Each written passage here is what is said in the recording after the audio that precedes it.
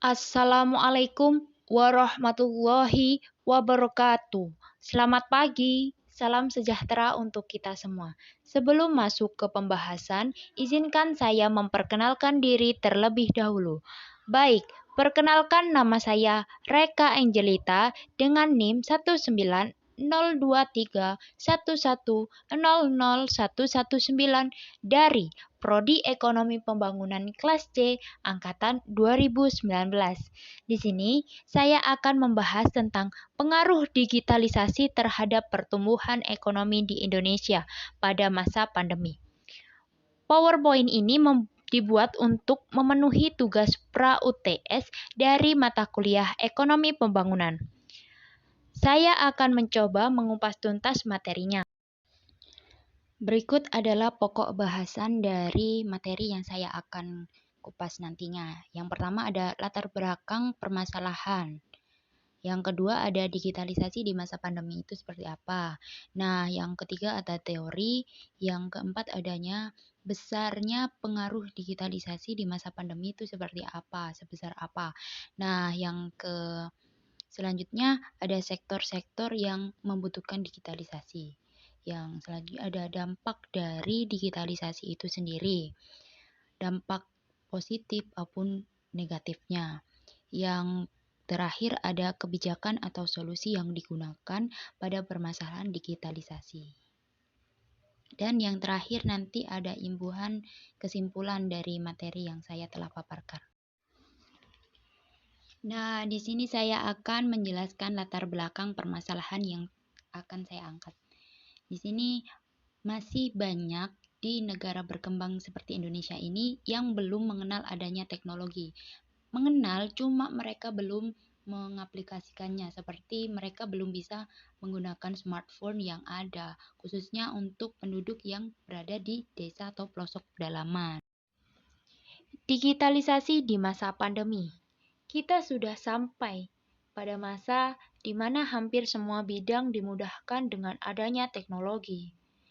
Itu memang tempat adanya, saya pun juga merasakan, khususnya energi berupa internet. Orang-orang bisa menyebut sebagai era digital. Ekonomi digital adalah segala bentuk aktivitas ekonomi yang memanfaatkan bantuan teknologi informasi dan komunikasi. Hal ini termasuk kepada transaksi jual beli, marketing, dan lainnya yang dapat mempengaruhi perekonomian. Digitalisasi sangat memegang peran penting pada masa pandemi COVID-19 ini, di mana semua kegiatan dilakukan via daring.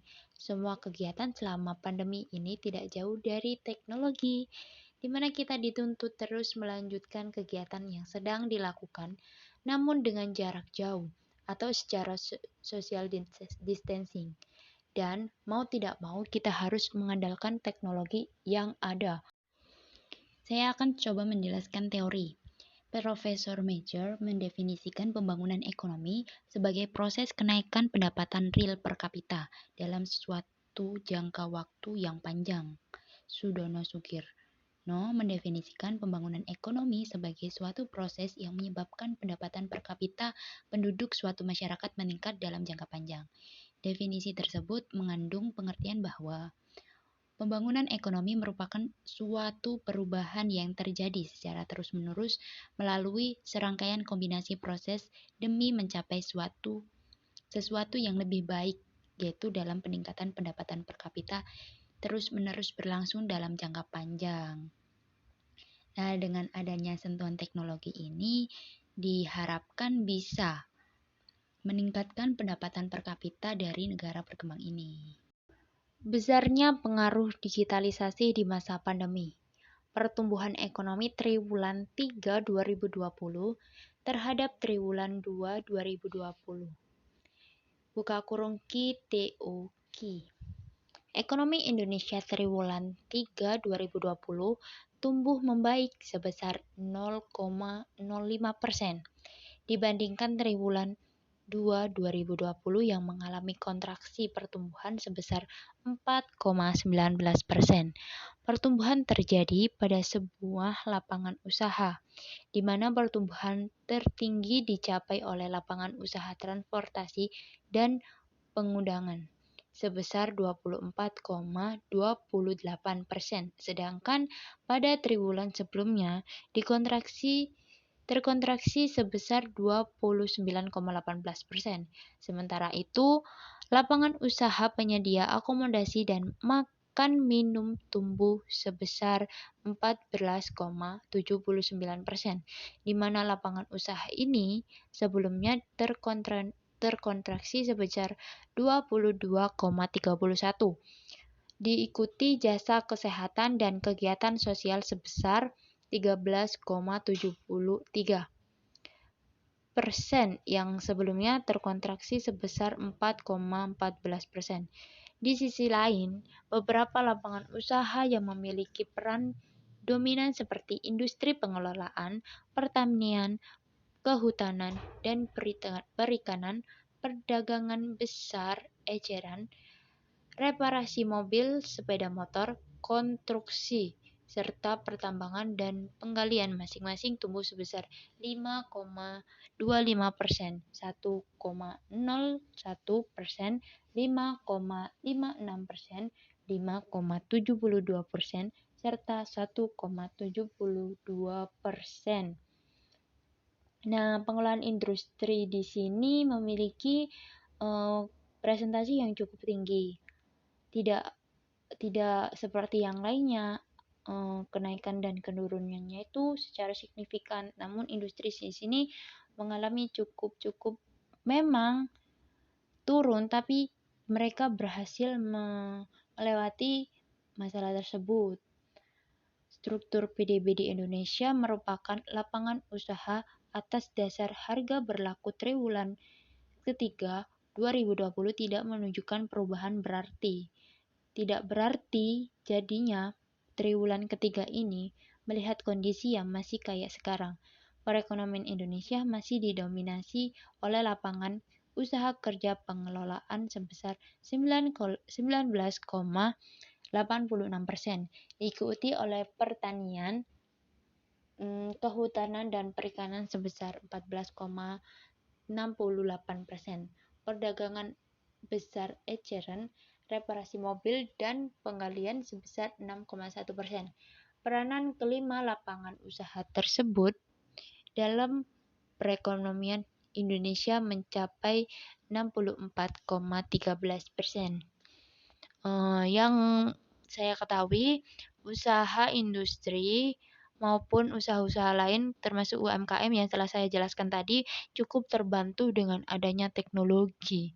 Apalagi teknologi digital sekarang yang memang canggih-canggih sekali, di mana mereka bisa memasarkan produknya melalui iklan ataupun jasa endorsement, di mana influencer-influencer bisa memberikan sebuah masukan, kayak kita menyewa influencer untuk mempromosikan produk kita, untuk mengetahui seberapa bagusnya produk kita agar para konsumen atau konsumen bisa mengetahui dan membeli produk kita. Hal tersebut menjadi sebuah pemasaran tersendiri, mengingat kita tidak bisa memasarkan secara langsung atau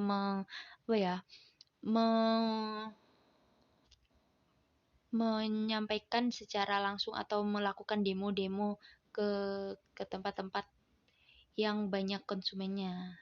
Kita hanya melalui via online, dan itu sangat membantu dengan adanya teknologi ini. Sektor-sektor yang membutuhkan digitalisasi. Nah, sebenarnya tidak ada batasan untuk sektor menggunakan digitalisasi di masa sekarang ini yang menuntut kita di mana harus menggunakan digital sebenarnya. Negara kita ini termasuk negara yang cukup kurang ya untuk teknologinya, melihat negara-negara lain lebih awal start untuk mengenal teknologi ini. Kebanyakan dari warga negara Indonesia ini untuk yang kaum muda yang lebih dulu menerima atau menggunakan teknologi dibanding dengan orang-orang yang sedang berada di desa ataupun bertempat tinggal di desa di mana mereka susah akan sinyal, eee, internet atau bahkan pengetahuan tentang digital. Adapun contoh sektor yang sekarang sudah menerapkan sistem digitalisasi untuk menjalankan kegiatannya yaitu pendidikan. Nah, pendidikan ini sangat penting untuk keberlangsungan siswa menerima materi dari gurunya. Pendidikan ini yang nantinya akan membuat kita menjadi seseorang yang berguna. Dengan pendidikan ini kita memberikan contoh digitalnya, yaitu kita belajar melalui via daring, mau tidak mau kita harus menggunakan itu karena kondisi yang membuat kita seperti sekarang.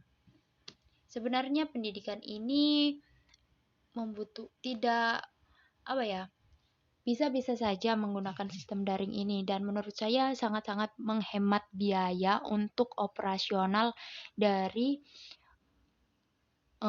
seperti biaya listrik yang biasa dikeluarkan di sekolah, biasanya pakai AC ataupun kipas angin di mana setiap hari digunakan, dan dengan adanya pandemi Covid ini memberikan efek samping yang sangat baik dalam dalam sisi tersebut. Namun yang tidak baik yaitu kami para siswa ataupun mahasiswa sangat-sangat tidak tidak efisien menurut saya dengan menerima materi dari sekedar layar laptop. Namun ada sisi baiknya, saya ataupun yang lain bisa mengulang-ulang apa yang telah dijelaskan dosen ataupun gurunya. Adapun kendala yaitu kurang enak karena tidak berinteraksi dengan teman-teman, di mana tidak ada daya saing untuk tetap melakukan kegiatan, tidak seperti kegiatan secara offline. Yang kedua ada perdagangan. Perdagangan di sini pada masa pandemi Covid ini seperti UMKM ataupun usaha-usaha lainnya, industri juga menggantungkan sekali dengan adanya digital ini, adanya pandemi ini menggantungkan pada teknologi digital, di mana mereka harus memasarkan produk mereka agar bisa terus berproduksi pabriknya, di mana mereka harus ditantang memasarkan produknya melalui media digital. Banyak sekali tempat untuk para produsen memasarkan produknya melalui website e-commerce, jadi mereka gabung ke e-commerce tersebut. Yang ketiga ada pemerintah. Kenapa saya mengambil sampel pemerintah? Karena menurut saya pemerintah atau aparat negara itu seringkali melakukan kayak berkunjung ke mana untuk melakukan rapat. Nah, biaya akomodasi itu menurut saya yang sebenarnya bisa digunakan via online ini, menurut saya biaya akomodasi itu sangat-sangatlah tidak efisien untuk dilakukan kalau memang tidak penting sekali atau urgent mengharuskan mereka datang ke tempat tersebut atau adanya masalah seperti itu. Kita baru bisa terjun. Kalaupun tidak, sebenarnya bisa menggunakan media daring ini untuk menghemat biaya pengeluaran pemerintah sendiri. Nah, itu sih kalau saya. Untuk yang lain-lainnya masih banyak lagi. Dampak yang diterima dari adanya digitalisasi. Adapun dampak positif dan negatif. Dampak positif yang kita terima ada beberapa. Perubahan pasti akan menghasilkan nilai-nilai baru. Begitu juga dengan banyaknya teknologi digital yang hidup berdampingan dengan kita saat ini. Kita sadari atau tidak fakta era digitalisasi, baik yang positif dan negatif yang kami lansir dari beberapa pendapat orang. Nah, dampak positif yaitu distribusi informasi berjalan dengan cepat, bahkan hitungan menit saja. Kita dapat mendistribusikan informasi yang kita miliki agar semua orang bisa tahu dengan sangat cepat. Dengan adanya digitalisasi ini mempersingkat waktu kita menyebarkan sebuah informasi. Yang kedua, ada masyarakat menjadi lebih mudah untuk mengakses berbagai informasi. Nah, dari uploadan seseorang atau tentang informasi yang terkini, kita dapat mendapatkan informasi dengan sangat mudah. Kita ingin mencari informasi tentang apa, kita dapat mencarinya dengan sangat mudah dengan berbagai varian macam bentuk informasi yang kita dapat menjadikan referensi. Yang ketiga ada kualitas SDM meningkat secara signifikan akibat mudahnya untuk melakukan edukasi. Edukasi di sini bukan hanya kita dapat di sekolah ya. Jadi kita dapat mengakses sebuah pembelajaran yang tidak kita dapat di sekolah itu melalui internet. Banyak sekali informasi yang sangat bermanfaat di mana nantinya akan meningkatkan kualitas SDM di negara ini. Yang kemudian ada penggunaan teknologi digital membuat terjadinya banyak inovasi yang mempermudah pekerjaan. Dengan digital ini kita memiliki atau mau tidak mau mendapatkan inovasi-inovasi, mau membuat inovasi-inovasi untuk mempermudah pekerjaan, di mana kita meminimalisir sesuatu yang sebenarnya sulit, kita mencari inovasi bagaimana pekerjaan tersebut agar mudah untuk kita lakukan atau mencari jalan lain supaya pekerjaan tersebut cepat dan mudah diselesaikan. Yang selanjutnya ada banyaknya alternatif pembelajaran yang bisa diakses oleh masyarakat. Pembelajaran yang dapat diakses itu banyak sekali, tidak hanya satu ataupun dua. Tergantung mau belajar apa kita di berbagai laman internet itu. Kita bisa mengaksesnya tanpa ada batasan waktu, tempat, ataupun yang lainnya. Yang terakhir ada pertumbuhan e-bisnis mengalami peningkatan dengan sangat cepat, di mana semua e-bisnis bisa sangat cepat bertumbuh dengan adanya digital ini, di mana semua orang bisa mengetahui, oh ini loh ada bisnis terbaru gini gini gini gini. Semua orang bisa tahu. Untuk itu sangat dibutuhkan, sangat-sangat memberikan efek positif dengan adanya digitalisasi ini untuk bisnis dan nantinya akan meningkatkan perekonomian Indonesia. Adapun dampak negatif yang diterima dengan adanya digitalisasi ini yaitu adanya kemungkinan untuk terjadinya pelanggaran HKI atau hak kekayaan intelektual yang ini terjadi karena mudahnya mendapatkan informasi sehingga banyak orang yang melakukan plagiarisme. Hal ini banyak dilakukan oleh para mahasiswa di mana mereka dituntut untuk membuat atau mengerjakan tugas dan banyak atau penyelesaian yang sudah tersedia di laman-laman. Maka dari itu mereka memilih cara instan mengambil tulisan orang lain untuk menjadi jawaban mereka, bukan melakukan analisis terlebih dahulu kemudian membuat kalimat baru ataupun mengimprovisasi kalimat yang sudah ada atau dengan bahasanya sendiri. Tidak begitu nyatanya. Yang kedua, adanya kecenderungan untuk menginginkan sesuatu yang berserba instan dan tingkat konsentrasi menurun. Mengingat banyaknya informasi ataupun apa yang kita inginkan sudah tersedia, membuat kita para pengguna digital ini, teknologi digital ini tidak mau memikir ulang, kan sudah ada. Mereka beranggapan bahwasanya kan sudah ada, kenapa gak dimanfaatkan. Namun hal tersebutlah yang membuat kita enggan untuk berpikir kritis ataupun mencari tahu atas apa yang menjadi kewajiban mahasiswa untuk mencari tahu gimana sih ini tuh bisa kayak gini. Nah, itu tugas mahasiswa sebenarnya menganalisis apa yang terjadi. Sedangkan banyak sekali informasi yang sudah tersedia membuat mereka malas ataupun hanya ingin mengandalkan jawaban dari internet. Yang terakhir ada kemungkinan untuk menyalahgunakan pengetahuan yang sudah dimiliki untuk kejahatan, contohnya seperti hacking, manipulasi data, dan banyak lainnya.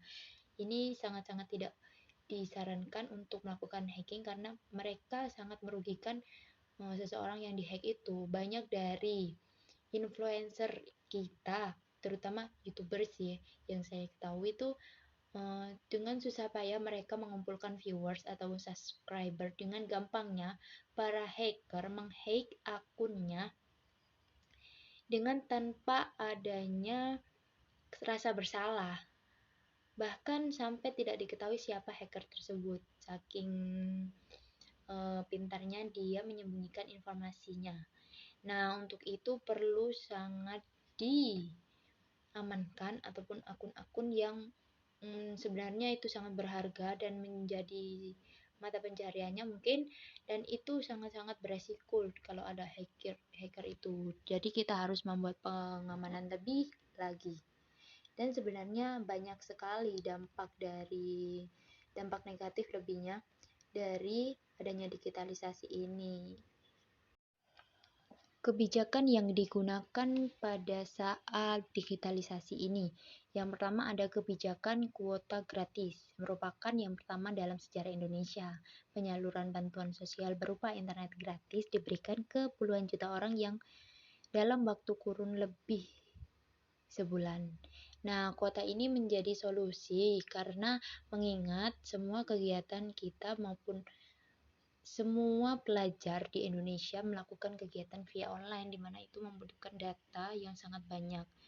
Nah, ini merupakan sebuah kebijakan yang tepat sasaran. Nah, yang kedua ada UU ITE. Kenapa sih ada perlunya dibuat UU ITE? UU ITE ini berdasarkan asas kepastian hukum, manfaat dan kehati-hatian, itikat baik, dan kebebasan memilih teknologi atau netral teknologi. Adapun tujuan ITE tersendiri yaitu untuk yang pertama mencerdaskan kehidupan bangsa sebagai bagian dari masyarakat informasi dunia, mengembangkan perdagangan dan perekonomian nasional dalam rangka meningkatkan kesejahteraan masyarakat, meningkatkan efektivitas dan efisiensi pelayanan publik, dan banyak lainnya. Menurut saya UET ini sangat baik diterapkan karena mengingat kejamnya dunia digital ini banyak dari kita yang melanggar asas-asas digitalisasi, kayak seperti melakukan penghujatan, di mana hal tersebut sangat-sangat tidak baik dan memberikan efek kepada yang dihujat, seperti para influencer mendapatkan hujatan yang cukup tidak sopan dilakukan di media sosial sebenarnya. Dan UU ITE ini digunakan untuk sebagai pembatasan agar apa yang di-upload atau apa yang disebarkan sebagai informasi itu sesuai dengan kebutuhan, tidak mengandung unsur sara ataupun yang lainnya. Itu sih.